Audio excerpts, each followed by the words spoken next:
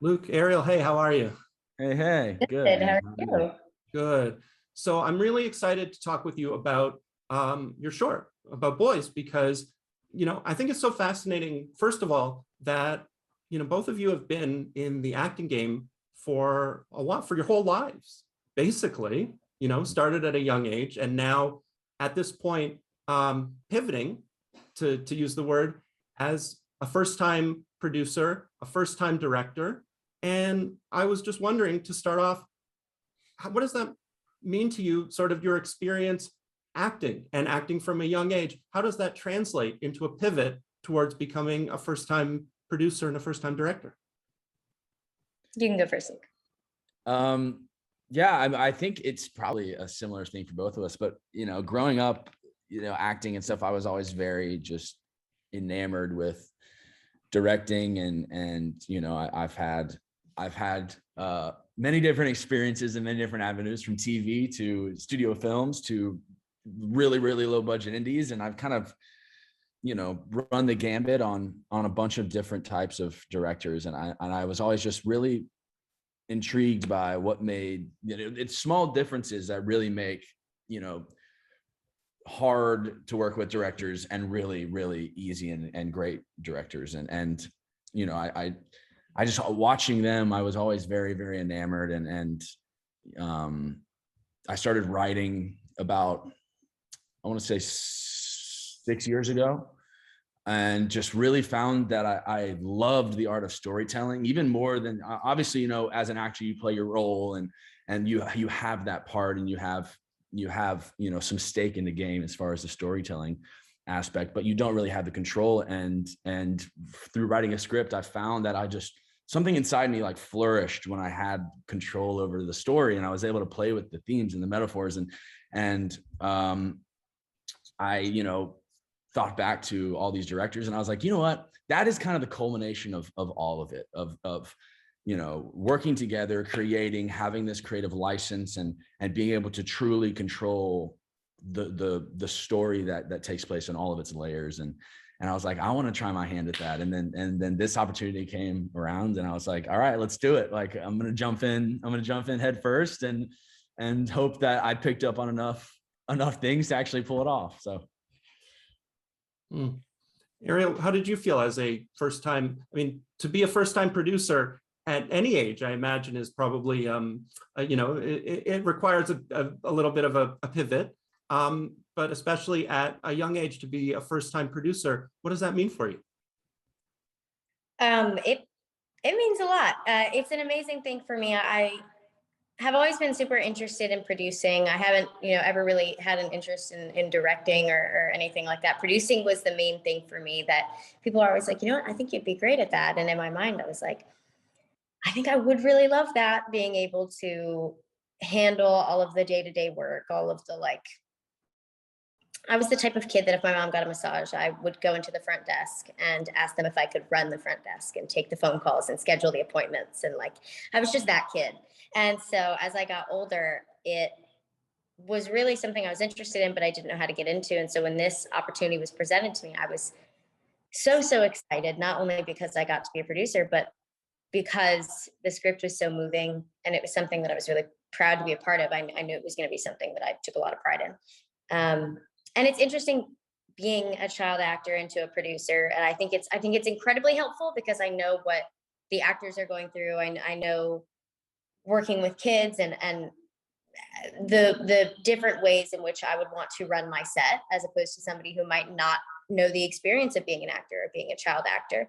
But it also is more difficult, because there's a lot of things that I would want as an actor, or I wanted as a child actor, but as a producer, you can't exactly do all those things. So while it's a huge blessing, it's also a bit difficult, because there's things that just can't be, given. So it's like, I know both sides, and sometimes that's a bit difficult, but it's really been so amazing to get to do it, and to be young and to get to do it, and just be honored with the things that I've been able to do.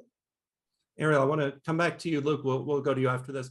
You said that you cried every single time that you watched the short, now up into 100 times, every time you've submitted to a festival. it's a very interesting short in terms of subject matter for sure. I'm just wondering what it is that sets you off. What is it about this particular short, or what moment that the tears start flowing? It's a hard short to get through, I think, without feeling some emotion, and it doesn't surprise me, because reading it I was very emotional, but what surprises me a little bit is I'm not a movie crier. Like, I'm just not. Things don't hit me like that in movies, because I've been doing it so long. It's like, yeah, I know how that was made, and like, yeah, that's a bit sad, but it doesn't hit me like that.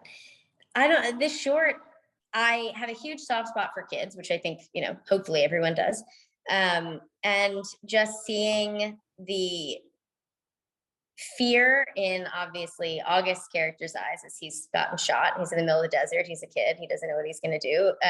But I think it's more for me in Roland's eyes that he shot his friend, and that it was like he was trying to protect him, trying to save him, thought he was doing the right thing. And then, I mean, that's so powerful to watch your friend die, basically.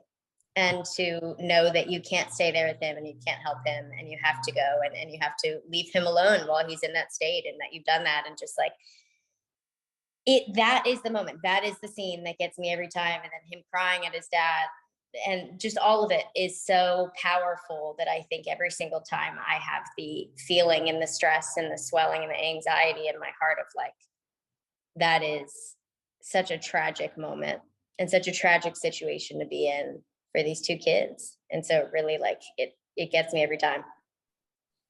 So Luke, as a, still as a first-time director, but as somebody who really has an understanding of film, of how film works, you seem to hit the beats to evoke such a reaction. I mean, from your producing partner, I think is incredible, but just from an audience in general. So, what kind of considerations do you give? Certainly music, I can see the music cues are there, but how do you hit those emotional beats so well? Oh, well, thank you for that. I wish I had some like thought through answer, but it just kind of, I think there's obviously like logical ways to go about storytelling, right? There's like some, but I think a lot of like the timing and a lot of, the music took a second we ended up combining two composers' scores, which I think ended up really working wonders. I love the music we landed on. It just kind of came from like a gut thing, to be very frank. Like, I was a first time. I haven't gone through the intensives of a film school, and it's really just been kind of the school of hard knocks of seeing how sets were run, and then seeing the finished product, and talking about different edits, and being able to like be a part of, as my career has progressed, a part of the creative discussion and asking questions. But really, I think what it came down to is just I as long as it was a personal connection to the art, and it rattled me personally, and I felt taken by it, I felt like that would translate. So I feel like I just went from that gut place of like, okay, is this hitting me? Is this hitting that nerve with me? Kind of. Let's push it a little bit harder. Let's push it. Okay, now it's really set into a place where like it feels very deep and raw for me. So I just kind of went on that and hoped that it would be somewhat universal. That seems to be, I mean, in many ways, the direction that you were taking. When I was talking to you last time about the film Wildcat that you were in, you weren't involved as director, but it did seem like you liked those shades of gray. You like that ambiguity in it, and it seems like your short builds right off of that. Well, thank you. Yeah, I couldn't have said it better myself. Absolutely. So what do you think it is about this particular, I mean, you talked about how it lives as a feature, and it's so, as a short, but could potentially maybe expand into a feature. But what do you think it is within the short, and maybe even with the timing? Because both of you have talked about how much, this pandemic time has sort of led you into this project, or led you to sort of explore themes of this project. What do you think it is about this time that made you want to sort of jump into a short such as this one? Sure. Yeah. Well, I don't think it doesn't shy away from the severity of the topic, and it's we were very consistent on wanting to depict that accurately. So, you know, I think that in the state that we're in as a country, and it's a, you know, the talk of gun safety is a hot topic, and so I think that plays into it. And it's something that as a world, really, with our detachment from each other, we need to spark communication, and we need to, in my opinion, we need to rattle people emotionally so that we all put our barriers down and we can actually converse in a real and honest way. And I think that is, you know, the miscommunication of, you know, detachment is a big issue that we have as a society. And so that's really kind of the heart of it, is breaking down those barriers and forcing people to feel, you know. Mm. Ariel, how do you feel about that? How do you feel that, you know, this short, it's a pivot, but it could take you very interesting places, qualified for an Oscar, for the Oscars for next year already. So that's great to see. Ariel, where do you think this short could take you? Well, I'm down to go wherever it wants to go, wherever we're able to go. I'm grateful to be a part of it as a short. I obviously would be more than honored to be a part of it as a feature. So we're kind of really just exploring whatever avenue is open for us. You know, we definitely have ideas for a feature. We're honestly just so grateful and honored that we'd even be considered for an Oscar, for people to watch it and even like it. I mean, that was our main goal, is for people to be moved by it. And if anything else happened, that was great. And that was the base of, if anything else happened, that would be great. We're applying to festivals. And if we get into one, that would be great. And so everything that has come after it has just been a dream and wonderful, and has put us in such a spot that, you know, we could only have dreamed of. And we're so grateful. So really, wherever it goes is where it goes for us. We're just grateful we've made a project like this, and that we got to make it together, and that people are moved by it. And this is just exceeding everything we could have hoped for. I just wanted to say how much it's wonderful to see that your partnership has yielded such a complex work for both of you. For a first-time producer, first-time director, I think is fantastic.